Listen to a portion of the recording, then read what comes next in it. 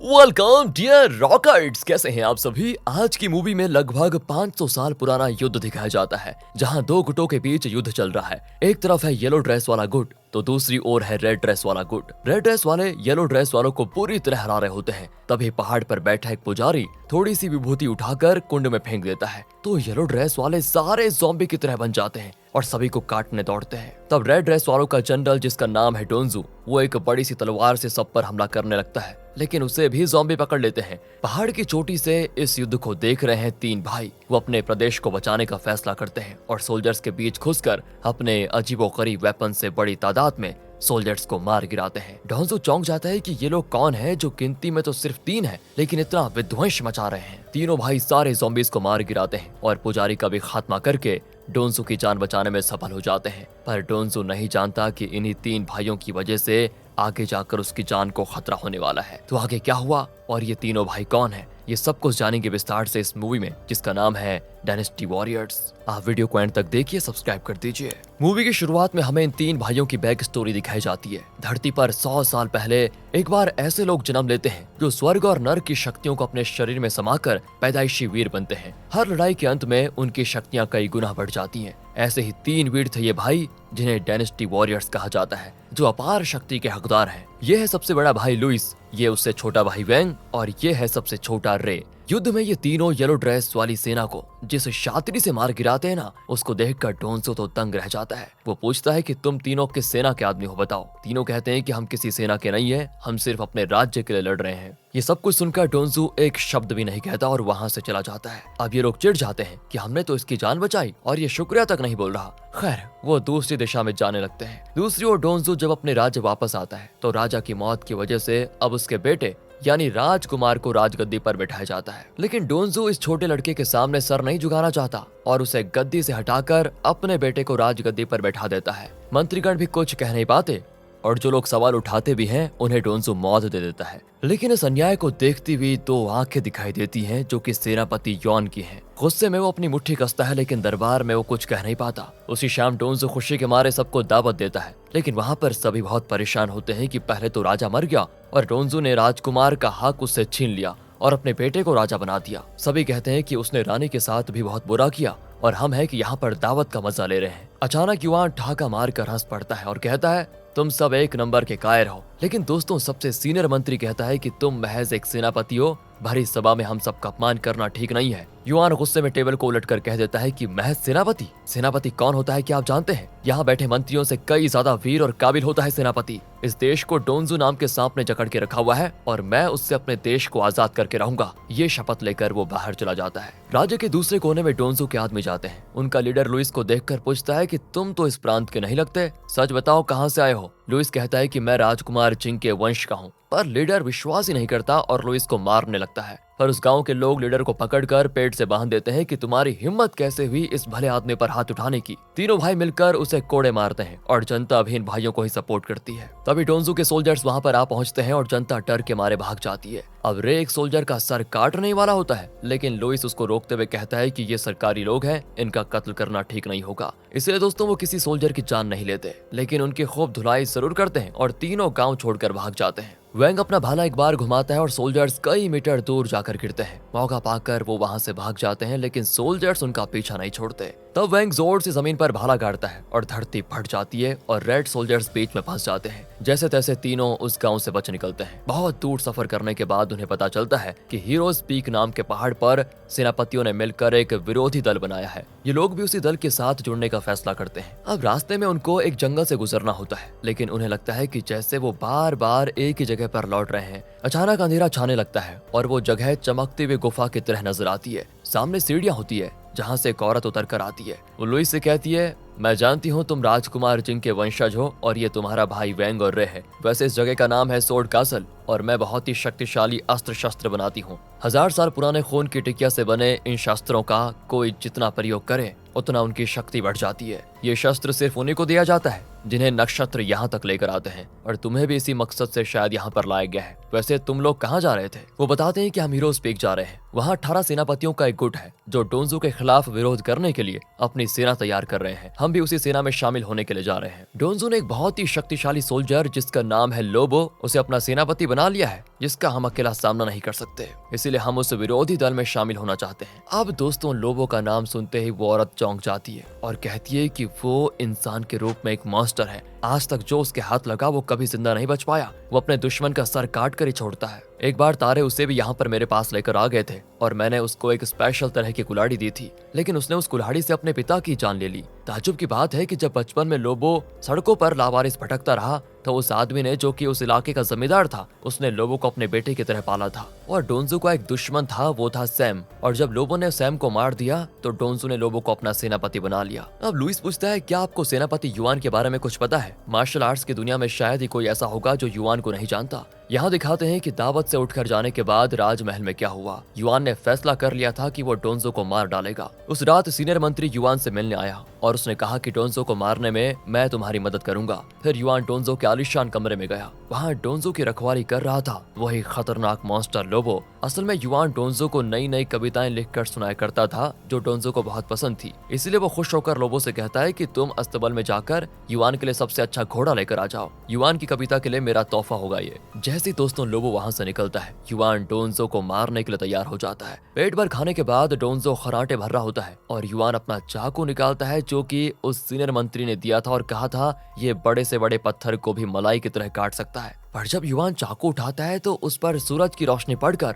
डोंजो की आंखों में रिफ्लेक्ट होती है और वो जाग जाता है। झट से युआन घुटने टेक कर ऐसी एक्टिंग करता है जैसे कि वो डोंजो को ये चाकू भेंट देने आया था। वो कहता है, आपको पता है इससे आप पत्थर को भी आसानी से काट सकेंगे। इतने में दोस्तों लोबो आ जाता है। तब डोंजो उस चाकू से आईने को काटता है और उसकी तेज धार की वजह से आईने के 2 टुकड़े हो जाते हैं। डोंजो बहुत इंप्रेस हो जाता है और युआन से कहता है कि शाबाश, बहुत बढ़िया तोहफा दिया तुमने और मेरा सबसे बेहतरीन घोड़ा तुम्हारा इंतजार कर रहा है, तुम उसको लेकर जा सकते हो। अब लोबो बताता है कि वो असल में इस चाकू से आपका खात्मा करने के लिए आया था, पर आप जाग गए तो वो नाटक कर रहा है। डोंजो कहता है कि अगर ये सच है तो उसे जिंदा या मुर्दा यहाँ लेकर आ जाओ। और अब लोबो और उसके आदमी युआन के पीछे लग जाते हैं। युआन घुड़सवारी करते करते गरम तेल से भरी कढ़ाइयां ऊपर फेंकते हुए आगे बढ़ता है, लेकिन उनके तीर युआन के शरीर को चीर देते हैं। फिर भी युआन उन्हें उखाड़ फेंक कर आगे बढ़ता है, यहाँ तक कि वो घरों की छतों पर भी घोड़े दौड़ाता है। आखिर में उसको चेस करते करते ये सभी जंगल में पहुंच जाते हैं, जहाँ लोबो अपनी शक्तिशाली कुल्हाड़ी युआन पर चलाता है जिससे बिजली निकलती है। युआन बचकर भाग ही रहा होता है कि तभी लोबो अपनी शक्ति से पहाड़ के 2 हिस्से कर देता है और युआन बीच में फंस जाता है। अब ये जिंदा नहीं बचेगा, ये सोचकर लोबो वापस राजमहल पहुंच जाता है, लेकिन युआन मरा नहीं था,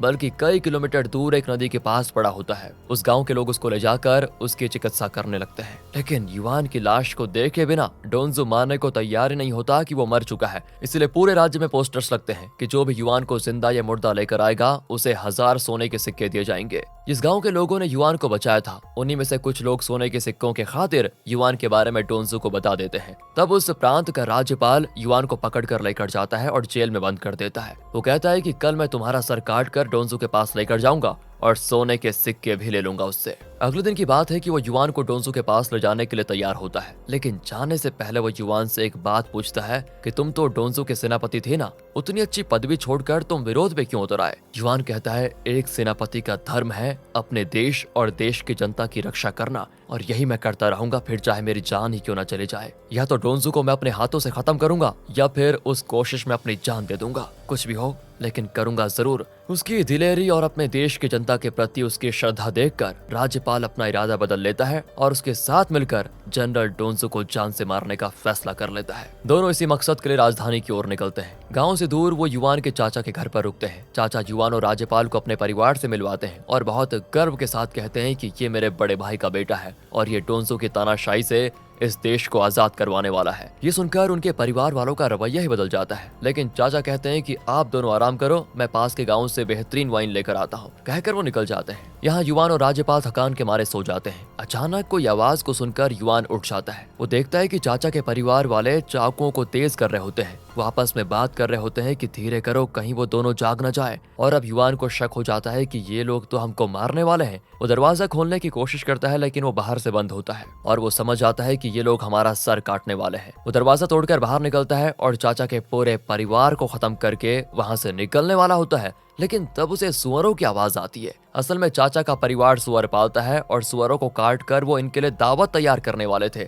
इसलिए वो चाकू धार तेज कर रहे थे। युआन के हाथ पैर ठंडे पड़ जाते हैं कि ये मैं कैसा घोर पाप कर डाला, पर अब वो यहाँ पर रुक नहीं सकते और अपने रास्ते निकल जाते हैं। रास्ते में चाचा मिल जाते हैं जो इनके लिए पास के गाँव से बढ़िया वाइन लेकर आ रहे थे। वो पूछते हैं, अरे मेरे घर आकर एक वक्त का खाना भी नहीं खाया और चल दिए, ये ठीक नहीं है बेटा, चलो घर चलो। पर युआन की आंखों में आंसू भरे होते हैं। वो कहते हैं, चाचा आप बहुत ही अच्छे इंसान हो, लेकिन जो मेरा साथ देता है उसके साथ कुछ अच्छा होता ही नहीं। आपके परिवार का एक भी सदस्य जिंदा नहीं बचा। चाचा ये बिल्कुल बर्दाश्त नहीं कर पाते। युआन उन्हें इस हाल में और वो भी अकेला छोड़कर नहीं जाना चाहता और चाकू से उन्हें भी मार डालता है। अब ये देखकर तो राज्यपाल को युआन पर बहुत गुस्सा आता है। वो पूछता है कि तुम कैसे जल्लाद आदमी हो, अपने चाचा को बेमतलब क्यों मार डाला तुमने। युआन कहता है कि अगर मैं ऐसा नहीं करता तो वो अपने आदमियों को लेकर मुझसे बदला लेने के लिए मेरा पीछा जरूर करते। मैं देश को बचाने निकला हूँ और अपने रास्ते में किसी को भी अड़चन नहीं बनने दूंगा। उस रात वो एक जगह पर रुक जाते हैं। युआन का ये खतरनाक रूप देखकर राज्यपाल उसे खत्म करने का फैसला करता है, लेकिन वो ऐसा कर नहीं पाता और अपना चाकू पास के एक पेड़ पर गाड़ कर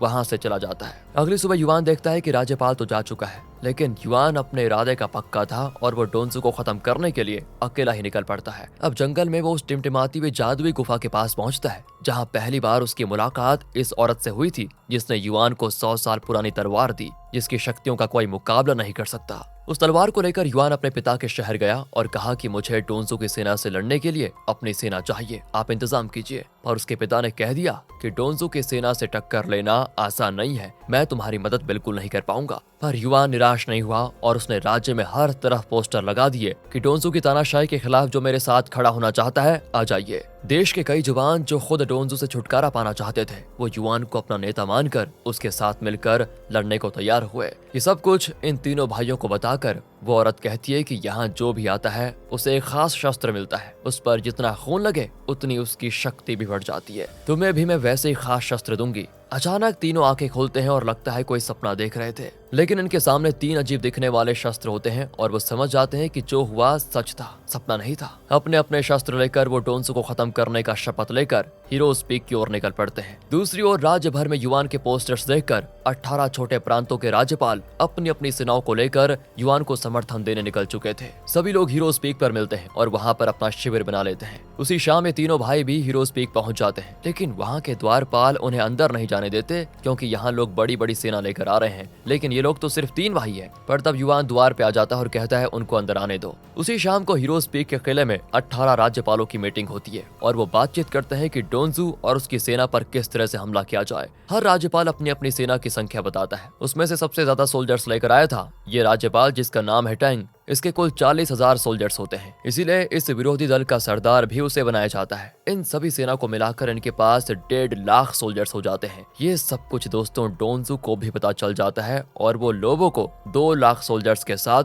किले के चारों तरफ पहरा देने को कह देता है। यहाँ युआन और बाकी राज्यपाल फैसला करते हैं कि अगर वो 2 लाख सोल्जर्स भेजेंगे तो हम आसपास के प्रांतों से आम जनता को भी लेकर आएंगे और तब हम 5 लाख से भी ज्यादा हो जाएंगे। डोंजू की सेना को आसानी से फिर हम हरा पाएंगे। कहकर सभी ड्रिंक करने जाते हैं और तब रे आवाज देता है कि हमें भी ड्रिंक चाहिए। 3 आदमियों को अकेला देखकर वो पूछते हैं कि तुम लोग किस राज्य से हो, किस वंश के हो। लुइस कहता है कि हमारा कोई राज्य नहीं है और ना ही हम किसी खास वंश के हैं। मैं लुइस हूँ और मैं मोची हूँ। ये मेरा भाई वेंग द्वारपाल का काम कर लेता है और ये हमारा सबसे छोटा भाई रे खाना पका लेता है। ये सब कुछ सुनकर सभी हंस पड़ते हैं। फैंग को गुस्सा आता है लेकिन लुइस उसे शांत कर देता है। टैंग पूछता है कि हम सब हजारों के तादाद में सोल्जर्स लेकर आए हैं और तुम 3 यूं ही चले आए मुंह उठा के, तुम्हारा हम करेंगे क्या। इस पर लुइस कहता है कि सिर्फ बड़ी सेना से युद्ध नहीं जीता जाता, हमारे पास हिम्मत है, निष्ठा है और देश के लिए कुछ भी करने की चाह है, हम भी लड़ना चाहते हैं। ये सुनकर युआन इंप्रेस हो जाता है और उन्हें अपनी सेना में शामिल कर लेता है। अब सभी मिलकर फैसला करते हैं कि वो 2 गुटों में बंटकर अपना लक्ष्य पाएंगे। सबसे पहले तो इनको राजकुमार को बचाना है जिसे डोंजू ने बंदी बनाकर रखा हुआ है और फिर डोंजू को खत्म करके इन्होंने सत्ता को अपने हाथ में लेना है। यहाँ दोस्तों डोंजू को भी पता चल जाता है कि विरोधी दल इनके 3 सुरक्षा सत्रों को तोड़कर तेजी से आगे बढ़ रहा है। वो बिल्कुल आग बबूला हो जाता है और लोबो से कहता है अपनी सेना लेकर जाओ और उन्हें खत्म कर डालो। पर लोबो का असिस्टेंट जिसका नाम है शॉन वो कहता है कि इस काम के लिए आपको जाने की क्या जरूरत है गुरु, मैं जाकर उन सबको खत्म कर दूंगा। ये सुनकर डोंजू कहता है कि वाह शॉन, लोगों के बाद उसकी पदवी के लायक सिर्फ तुम ही होंगे, जाओ जाकर उनको हरा कर आओ। यहाँ दिखाते हैं तो शिविर में युआन और वैंग बैठकर शतरंज खेल रहे होते हैं। लुइस के मूव्स देखकर युआन बिल्कुल दंग रह जाता है और तब एक सेनापति आकर कहता है कि हमारे एक राज्यपाल की सेना के सारे सोल्जर्स मारे गए, शॉन आपको ललकार रहा है। और दोस्तों अब इनको अपनी शक्ति दिखाने का अच्छा मौका मिला है। वो फैसला करते हैं कि शॉन लोबो से कम ताकतवर है और अगर हम इसको हरा नहीं पाए तो लोबो को हराने की बात तो भूल ही जाओ। तब एक सेनापति कहता है कि शॉन से मैं लड़ूंगा। और दोस्तों अब तक किसी भी युद्ध में ये सेनापति हारा नहीं था। ये लोग भी उस पर विश्वास करके उसे मुंह में थोड़ा वाइन डालकर रणभूमि में भेज देते हैं। वो बड़े जोश के साथ शॉन से लड़ने लग जाता है, लेकिन एक ही मिनट में शॉन उसका सर धड़ से अलग कर देता है और उसका सर सीधे इनकी गुफा के अंदर आकर गिरता है। और कोई है जो शॉन से लड़ने की हिम्मत रखता है? ये सुनकर वैंग आगे बढ़ता है, लेकिन लुइस चुपचाप उसको रोक देता है। लेकिन युआन इस बात को यहाँ नोटिस कर लेता है कि लुइस वैंग को चुप करा रहा है और तब एक और सेनापति आगे आता है कि मैं जाऊंगा उससे लड़ने के लिए। टैंग कहता है कि ध्यान से सुनो, अगर तुमने शॉन को हरा दिया तो मैं तुम्हें 30 घोड़े और 1000 सोने के सिक्के दूंगा। वो भी जाता है, लेकिन 2 मिनट के बाद उसका भी सर गुफा के अंदर आकर गिरता है। अब एक के बाद एक करके 6 आदमी भेजे जाते हैं, लेकिन 6 के 6 सर कट कर गिरते हैं। अब तक दोस्तों लुइस खामोश था, लेकिन अब वो कहता है कि मेरा भाई वैंग जाएगा और उस शॉन का सर काट कर लाएगा। इस पर तो एक राज्यपाल गुस्सा हो जाता है कि मैंने अपना सर्वश्रेष्ठ वीर भेजा था, वो भी मर गया तो तुम्हारा भाई क्या उखाड़ लेगा, वो तो सिर्फ द्वारपाल है। तब युआन उठकर वैंग को वाइन देता है और कहता है जीत तुम्हारी होगी। लेकिन वैंग कहता है इस छोटी सी लड़ाई के लिए मुझे वाइन की जरूरत नहीं है, मैं जीत कर आऊंगा और फिर वाइन पीऊंगा। कहकर वो अपने घोड़े पर तेजी से बाहर निकलता है। शॉन ने सोचा था कि बाकियों की तरह वो इसका भी सर बड़ी आसानी से काट पाएगा, लेकिन वैंग के लड़ने का तरीका देख वो दंग रह जाता है और देखते देखते वैंग शॉन का सर काट देता है। ये देखने के बाद तो शॉन की सेना वहां से भाग खड़ी होती है और वैंग शॉन का सर लेकर गुफा में आ जाता है। अब सारे राज्यपाल इन भाइयों को सलाम करते हैं और अपने बर्ताव के लिए उनसे माफी भी मांगते हैं और इनकी विनम्रता को देखकर वो तीनों भाइयों को सैनिकों की एक टुकड़ी दे देते हैं। फिर वो हर किले पर कब्जा करते हुए राजधानी की ओर तेजी से बढ़ने लग जाते हैं। शॉन का कटा हुआ सर भी डोंजू को भेज दिया जाता है, जिसको देखकर डोंजू को आता है बहुत गुस्सा। और जब लोगों को पता चलता है ना कि वैंग ने शॉन का सर काटा, तो वो तेजी से अपने घोड़े पर उस गुफा की ओर निकलता है जहाँ युआन की सेना है। वो कई किलोमीटर की दूरी से तीर चलाता है जो सीधे गुफा के अंदर जाकर गिरता है। उसमें खत होता है जिसमें उसने इनको युद्ध के लिए ललकारा होता है। लोबो आ चुका है ये जानकर 18 में से 10 राज्यपाल तो अपनी सेना के साथ वहां से भाग खड़े होते हैं। सिर्फ 8 राज्यपाल बचते हैं और उनके 1 लाख सोल्जर्स। वैंग कहता है कि क्या हम सिर्फ शॉन को मारने के लिए इतनी बड़ी सेना लेकर आए थे?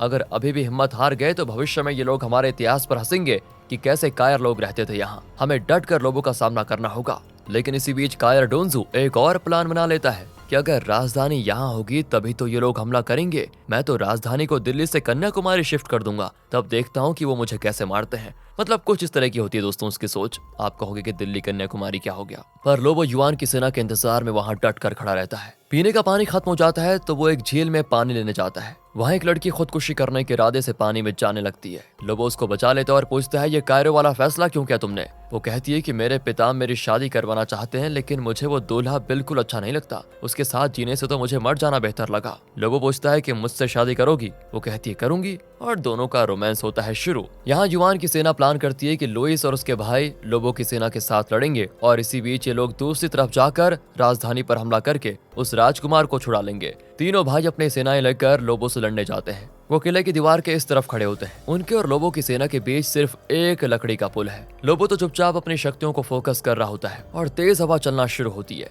इतनी तेज हवा चलती है कि इन भाइयों के सोल्जर्स के हेलमेट्स उड़ने लग जाते हैं और हर तरफ भूसा उड़ने लगता है। और तब पता चलता है कि क्योंकि इनके सैनिकों की संख्या कम थी तो इन लोगों ने खाली कवचों में भूसा भरा और उन्हें सोल्जर्स की तरह खड़ा किया था ताकि दुश्मन थोड़ा डर जाए। सच जानकर अब लोबो अपनी सेना को उन पर हमला करने का ऑर्डर दे देता है। वो भी आगे बढ़ते हैं और अब युआन की सेना पेट दिखाकर भागना शुरू कर देती है। लेकिन ये सब युआन की चाल है दोस्तों। जब लोगों की सेना अपने किले से दूर जाती है तो युआन की सेना एक फॉर्मेशन बनाकर उनके बीच में उनको घेर लेती है और भालों से सीधा उन पर हमला करती है। इसी बीच वैंग अपना वेपन निकाल कर हवा में घुमाता है तो उसमें से आग निकलती है। अब तो दोस्तों वैंग के अंदर ऐसी शक्ति आ जाती है कि वो ऊपर उड़कर छट से लैंड करता है तो लोबो के 500 सोल्जर्स दूर जाकर गिरते हैं। युआन दूसरी तरफ से राजधानी में घुसने की कोशिश करता है और वहां पर जो सेना है उनसे लड़ने लग जाता है। अब लोबो तो चुप नहीं बैठना चाहता और वो रणभूमि में कदम रखता है अपनी शक्तियों के बल पर वो हवा को इतना तेज कर देता है कि 10,000 सोल्जर्स हवा में उड़ जाते हैं और तब आसमान से बिजली गिरकर एक ही मिनट में सारे के सारे सोल्जर्स को 2 टुकड़े कर देते हैं। अब लोबो और 3 भाइयों के बीच घमासान युद्ध होता है, जिसमें लकड़ी का पुल ब्लास्ट होता है और वो नीचे खाई में गिर जाते हैं, लेकिन वहां पर भी इनकी लड़ाई जारी रहती है। पर लोबो की शक्ति के आगे इनकी एक नहीं चलती। तब लुइस को उस औरत की बात याद आती है कि जितना ज्यादा इस वेपन पर खून पड़ेगा उतनी इसकी शक्ति बढ़ जाएगी। तीनों भाई अपने शरीर को चोट पहुंचाकर अपना ही खून उन वेपन्स पर डाल देते हैं और वाकई में वेपन्स की शक्ति काफी बढ़ जाती है। तीनों मिलकर अब लोबो पर हमला करते हैं, लेकिन वो अपने कुल्हाड़ी की शक्ति से इनको दूर फेंक देता है। इसी बीच जहाँ पर डोंजो जो अपनी राजधानी शिफ्ट करने वाला है, वो अपनी होने वाली नई पत्नी को भी साथ लेकर जाना चाहता है। ये वही लड़की है जिसे लोबो ने खुदकुशी करने से बचाया था। लगता है लोबो ने लड़की को डोंजो को सौंप दिया था। यहाँ युआन राजधानी की ओर तेजी से बढ़ रहा होता है। डोंजो का आदमी किले के ऊपर खड़ा होकर आग के गोले फेंक कर लोबो को इशारा करता है कि यहाँ तुम्हारी जरूरत है। इशारा समझकर लोबो तुरंत यहाँ पर लड़ाई छोड़कर उड़कर अपने घोड़े पर बैठ जाता है और राजधानी चला जाता है। फिर डोंजो और लोबो दोनों ही राजधानी खाली करके चले जाते हैं। युआन की सेना इस युद्ध में जीतकर राजधानी पर अपना कब्जा जमा लेती है, लेकिन फिर पता चलता है कि डोंजो राजकुमार को भी साथ लेकर गया है। वो राजकुमार को भी कहीं लेकर चला गया। अब इन सभी का प्लान यह है कि राजकुमार को कैसे भी छुड़ा कर रहना होगा। ये सोचकर वो अपना सफर जारी रखते हैं। अब कुछ साल के बाद दिखाते हैं कि तीनों भाइयों की अपनी अपनी अलग सेना है, जिन्हें वो प्रशिक्षण दे रहे होते हैं। और तब वहां पर युआन आता है। अब वो साधारण सेनापति नहीं, बल्कि डोंजो का खात्मा भी करना चाहता है और खुद को इस राज्य का राजा घोषित करना चाहता है। वो फिर एक बार लुइस के साथ बैठकर शतरंज खेलता है और कहता है कि अब तक की कहानी में सिर्फ 2 वीर हैं, तुम और मैं। तुम मेरे साथ आ जाओ। पर लुइस कहता है कि मैं किसी के साथ मिलकर कुछ नहीं करना चाहता। मैं वही करूंगा जो इस राज्य के लिए अच्छा होगा। मुझे किसी के साथ गठबंधन नहीं चाहिए, लेकिन तुम हमेशा मेरे सबसे अच्छे दोस्त जरूर रहोगे। ये कहकर वो युआन को वहां से विदा करता है और इसी के साथ ये मूवी यहाँ पर खत्म हो जाती है। वैसे इन 3 भाइयों का सिर्फ एक लक्ष्य है, डोंजो को खत्म करना, लेकिन युआन का लक्ष्य राजा बनना भी है। तो क्या इन भाइयों और युआन के बीच आगे जाकर गठबंधन हुआ और क्या ये लोग उस तानाशाह डोंजो को मार पाए? हालांकि उसके पास खतरनाक लोबो की शक्ति है जिसे ये लोग हरा नहीं सकते। इन सारे सवालों के जवाब दिए गए हैं पार्ट 2 में, लेकिन फर्स्ट पार्ट कैसा लगा आपको ये बताइए। मिलते हैं अगली वीडियो में। स्टोरी अच्छी लगी हो, एक्सप्लेनेशन अच्छा लगा हो तो लाइक कीजिए, चैनल को सब्सक्राइब। बाकी मिलते हैं अगली वीडियो में। ध्यान रखेगा अपना and finally thanks for watching.